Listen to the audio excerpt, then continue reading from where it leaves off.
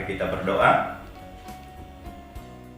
Damai sejahtera Allah yang melampaui segala akal dan pikiran, itulah yang akan menguasai hati dan pikiranmu di dalam nama Kristus Yesus Tuhan. Amin. Salam Bapak Ibu jemaat yang dikasihi Tuhan. Kita berjumpa kembali melalui lawatan firman Tuhan.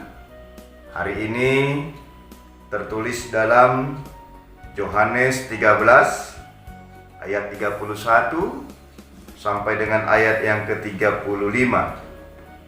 Yohanes 13 ayat 31 sampai dengan ayat yang ke-35. Demikian firman Tuhan. Perintah baru. Sesudah Yudas pergi, berkatalah Yesus, sekarang anak manusia dipermuliakan dan Allah dipermuliakan di dalam dia. Jikalau Allah dipermuliakan di dalam dia, Allah akan mempermuliakan dia juga di dalam dirinya dan akan mempermuliakan dia dengan segera. Hai anak-anakku, hanya seketika saja lagi aku ada bersama kamu. Kamu akan mencari aku, dan seperti yang telah kukatakan kepada orang-orang Yahudi, ke tempat aku pergi, tidak mungkin kamu datang. Demikian pula aku mengatakannya sekarang juga kepada kamu.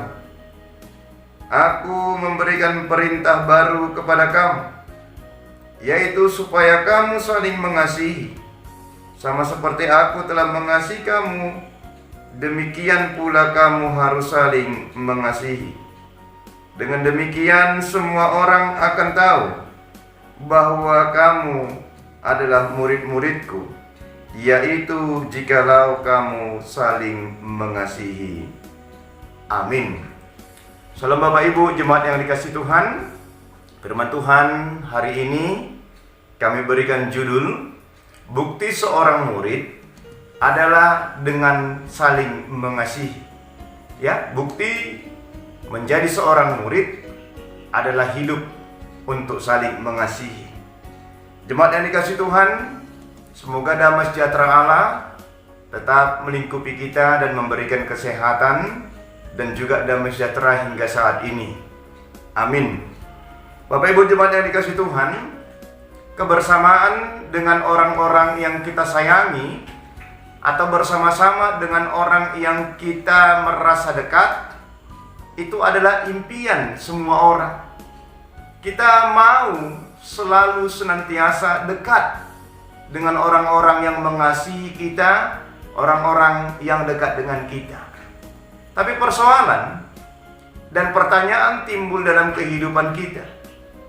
Apakah kita bisa terus bersama-sama dengan orang yang dekat dengan kita, bersama-sama dengan orang yang mengasihi kita? Kalau secara pemikiran kita menginginkan hal itu, tetapi dalam keterbatasan waktu, ada kalanya nanti satu saat waktu akan menjauhkan kita secara jarak dan memisahkan kita dengan orang-orang yang kita kasihi. Jemaat yang dikasihi Tuhan Yesus, demikianlah kebersamaan antara Yesus dan murid-muridnya. Di saat mereka bersama-sama mungkin ada ketenangan, tapi ada waktu bagi murid-muridnya untuk sebentar lagi akan berpisah dengan Yesus. Dan inilah yang mau diantisipasi Yesus. Ketika Yesus tidak lagi bersama-sama dengan mereka, harus mereka tetap menghidupi apa yang telah diajarkan oleh Yesus.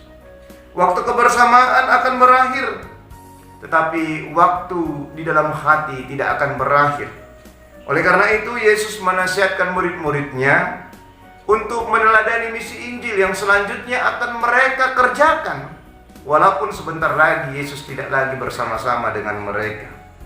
Dalam hal ini Yesus memberikan sebuah perintah kepada muridnya, yaitu kasih sebagai perintah baru. Mengapa demikian disebut sebagai kasih sebagai perintah baru? Kita mau baca ayat 31 sampai ayat 32.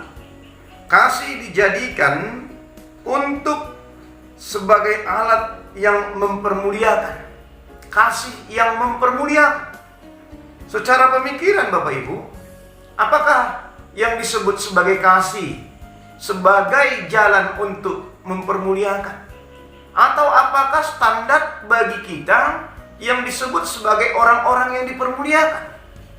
Secara wajar, secara memang kita melihat orang-orang yang disebut sebagai orang-orang yang dipermuliakan adalah orang-orang yang memiliki jabatan, kedudukan, dan apa yang dia miliki di dalam kekayaan, pekerjaan, prestasinya, dialah yang dipermuliakan dalam kehidupan.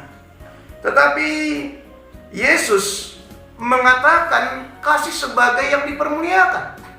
Apakah Yesus naik pangkat? Apakah Yesus memiliki jabatan tinggi? Atau dia memiliki harta benda ketika dia mengatakan di dalam aku Allah dipermuliakan, dan Allah mempermuliakan diriku di dalam segala sesuatu yang telah kukerjakan? Tentu tidak, Bapak Ibu jemaat yang dikasihi Tuhan. Maka kasih yang mempermuliakan yang dimaksud Yesus di sini adalah di dalam dirinya timbul ketaatan bagi Yesus untuk mengerjakan semua perintah Tuhan. Dan semuanya itu adalah pengorbanan yang memang betul-betul sebagai perintah yang harus dilakukan oleh Yesus dalam kehidupannya. Di dalam hal ketaatan dan pengorbanan, di dalam menjalankan perintah Tuhan dalam diri Yesus, disinilah ada pengorbanan yang sangat-sangat tinggi di dalam menjalankan apa yang menjadi perintah Tuhan. Jadi yang disebut sebagai kasih yang dipermuliakan adalah sesuatu ketaatan dan pengorbanan di dalam menjalankan perintah Allah. Yesus mengasihi Allah dan Yesus taat. Dan walaupun dengan penuh pengorbanan, dia tetap menjalankan apa yang disebut sebagai perintah Allah. Ketaatan dan pengorbanan Yesus menunjukkan jati diri Allah dalam dirinya. Maka ketika Allah dipermuliakan, Yesus juga dipermuliakan. Nah, oleh karena itu dengan kata lain dapat kita katakan dalam ketaatan dan pengorbanan menjalani perintah Allah, disitulah kasih itu mempermuliakan satu dengan yang lainnya. Kemudian ayat 33, jemaat yang dikasihi Tuhan, kasih itu menciptakan kebersamaan. Ya, kasih itu menciptakan kebersamaan. Ada ungkapan seperti ini, kebersamaan tidak mungkin selalu bersama-sama. Kebersamaan akan tetap terjadi walaupun pada satu saat jarak dan waktu memisahkan satu dengan yang lain. Tetapi hati dan pemikiran dan rasa dalam kehidupan bisa tetap bersama-sama walaupun jarak memisahkan. Nah, inilah kondisi yang terjadi. Sebentar lagi Yesus tidak lagi bersama-sama dengan mereka. Dikatakan dalam ayat ini, tidak ada lagi tempat yang dapat mempertemukan murid-murid dengan Yesus. Mereka tidak dapat pergi ke tempat Yesus, tetapi dalam hal mengasihi, disinilah terjadi wujud untuk menciptakan kebersamaan walaupun tidak bersama-sama. Jarak tidak dapat memisahkan jikalau kasih mengikat satu dengan yang lainnya, sehingga kebersamaan walaupun sebentar lagi Yesus tidak ada, mereka akan bersama-sama di dalam satu kasih yang diikat di dalam hati mereka. Nah, kemudian ayat 34 sampai ayat 35. Kasih itu menciptakan ikatan dan integritas jati diri kehidupan kita, ya. Kasih itu menciptakan ikatan yang kuat dan integritas jati diri kehidupan kita. Dengan waktu yang tidak lama lagi, Yesus memberikan perintah baru kepada murid-muridnya untuk saling mengasihi. Kasih yang dimaksud tentunya adalah kasih Allah, kasih agape, kasih yang dapat menciptakan ikatan satu dengan yang lain, kasih yang dapat menerima satu dengan yang lain. Kasih sebagai ikatan ini adalah ikatan yang akan terus tersambung dan semakin memanjang dalam kehidupan. Maka dalam menjalankan kasih sebagai ikatan, harus memandang Yesus sebagai dasar bagi kita untuk menjalani kasih kepada sesama kita. Yesus mengasihi Allah, dan kasih Yesus adalah dasar bagi kita untuk mengasihi sesama. Kasih juga dipergunakan sebagai identitas, jati diri, tanda perkenalan siapa diri kita. Inilah yang menjadi kesimpulan dalam perintah Yesus sebagai kasih sebagai perintah baru. Gambaran Yesus akan terlihat dalam kehidupan murid-murid. Jadi jikalau murid-murid hidup saling mengasihi, orang akan tahu bahwa mereka adalah murid-murid Yesus. Tanpa bicara, tanpa memperkenalkan diri, melalui mereka melihat perbuatan murid-murid di dalam saling mengasihi, mereka sudah langsung tahu bahwa mereka adalah murid-murid Yesus. Yesus hidup, Yesus berada di dalam kehidupan mereka, walaupun secara mata jasmani mereka tidak lagi bersama-sama dengan Yesus. Nah, Bapak Ibu jemaat yang dikasihi Tuhan, melalui firman Tuhan ini kita semakin dikuatkan lagi secara keberadaan kita, ya, sebagai yang dikatakan murid-murid. Tidak hanya terlepas kepada apa dan siapa yang tertulis dalam Alkitab ini. Bukan hanya 12 seperti yang dituliskan dalam Alkitab ini, tetapi dalam kisah pelayanan selanjutnya, kita yang disebut sebagai orang-orang yang percaya, kita adalah murid-murid Yesus. Apakah kita betul-betul sebagai murid Yesus, sebagai orang-orang yang betul-betul percaya kepada kita? Maka inilah identitas kita. Perintah baru sudah diletakkan dan diberikan kepada kita, supaya jati diri kita, kehidupan kita jelas. Sebagai murid, sebagai orang-orang yang percaya, harus hidup di dalam saling mengasihi. Kasih sebagai perintah baru, ada tekad iman kita yang akan kita kerjakan melalui beberapa hal, supaya betul-betul sebagai keberadaan kita seorang murid, kita harus betul-betul saling mengasihi satu dengan yang lain. Apa yang harus kita lakukan? Yang pertama, mengasihilah untuk saling memuliakan, ya. Mengasihilah untuk saling memuliakan. Dalam hal ini bukan kita memuji-muji atau memang membangga-banggakan seseorang, tetapi dalam hal ini ada ketaatan dan pengorbanan seperti yang diperlihatkan Yesus dalam menjalankan perintah Tuhan. Yesus taat dan penuh dengan pengorbanan menjalankan perintah Allah, sehingga benar-benar Dia mempermuliakan Allah. Demikianlah hendaknya kita juga menjalankan kasih terhadap sesama dalam kehidupan kita. Kasih Allah di dalam diri kita, kita jalankan dalam ketaatan dan pengorbanan, sehingga di dalam hal wujud kasih kita dapat saling mempermuliakan. Tentunya dua hal yang harus kita ambil, ketaatan dan memperjuangkan mengerjakan kasih di dalam pengorbanan yang penuh. Oleh karena itu, gereja harus tumbuh sebagai wujud, sebagai murid-murid Yesus yang hidup untuk saling mengasihi, saling memuliakan, bukan sebaliknya, saling sikut menyikut, saling menjatuhkan, dan saling mencurigai. Mudah-mudahan ini jauh daripada kehidupan kita. Tetapi kasih selalu akan ada dalam ketaatan pengorbanan, maka kasih akan memberikan satu teladan bagi kita supaya kita saling mempermuliakan. Yang kedua, mengasihilah untuk menciptakan kebersamaan. Ya, kebersamaan sangat penting untuk menciptakan beberapa tujuan dan langkah-langkah dalam kehidupan kita. Semua dapat kita kerjakan kalau kita bersama-sama. Kalau kita sudah menciptakan kebersamaan, semua akan ringan apapun yang akan kita kerjakan. Dalam hal mengasihi, disinilah kebersamaan di dalam Tuhan akan terbentuk, walaupun terkadang kita tidak selalu bersama-sama. Jelas, bersama bukan berarti harus bersama-sama terus. Tapi kebersamaan adalah di dalam hati yang betul-betul walaupun jarak jauh tapi hati dekat satu dengan yang lain.